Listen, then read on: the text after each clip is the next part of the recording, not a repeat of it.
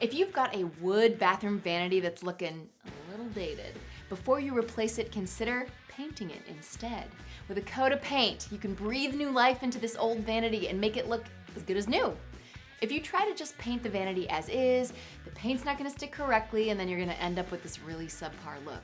So the key to repainting a vanity is taking your time and doing all the prep work beforehand. You ready? Let's get started.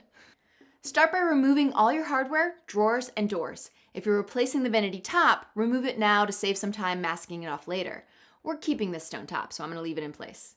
If you can, remove the drawer fronts from the drawers for ease of sanding and painting. Handle hardware can come in lots of different screw configurations. If you're planning to switch to new hardware that uses a different pattern that won't fit the existing holes, now is the time to fill the holes with putty and sand them smooth. First, we have to wash the surface with this stuff called TSP, trisodium phosphate. With a scrubbing pad or sponge, use TSP according to the instructions to wash all the surfaces that you are going to paint.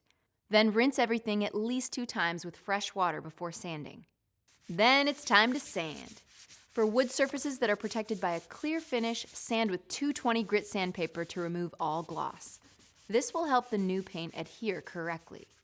Some vanities will have some thermofoil or melamine, those shiny adhesive surfaces that are common on cabinet sides. If you're dealing with these materials, the first step is to make sure that the plastic film is firmly bonded onto the material underneath. If there is a solid material underneath that can be easily painted, you may be able to remove the film using a heat gun. Use alcohol or mineral spirits to remove the glue residue. If the material is just peeling a bit, you may be able to reattach the film with a strong glue. If the film is bonded securely, sand the surface lightly with 220 grit until it all looks dull.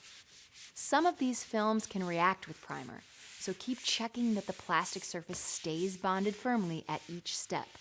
Once everything is sanded and any bare spots are primed and dried, vacuum up any dust and wipe the surfaces with a tack cloth or damp rag. Use painter's tape to mask off the vanity top, any surrounding walls or furniture, and the inside face of the cabinet frame.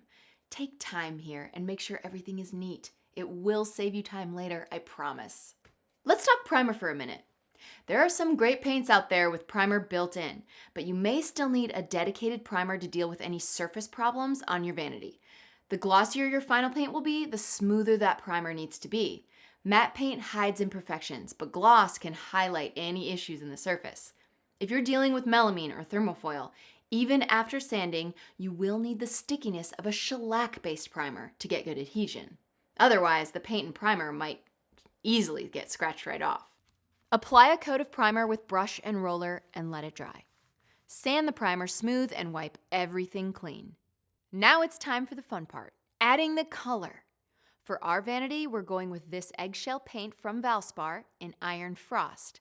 Start by brushing or rolling on a full coat, let it dry completely, then add 2 more coats for complete even coverage and a smooth finish. Remove the tape, let the vanity dry overnight, and then you can reassemble the vanity. If you need to drill new holes for the hardware, do that now. Otherwise, you can put the drawers back in and attach the pulls.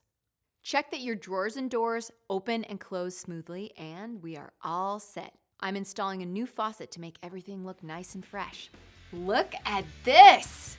Along with the shower tile wall we installed and some finishing touches, our bathroom looks fantastic. And with some tools and materials from Lowe's, you can do it yourself too. See you next time.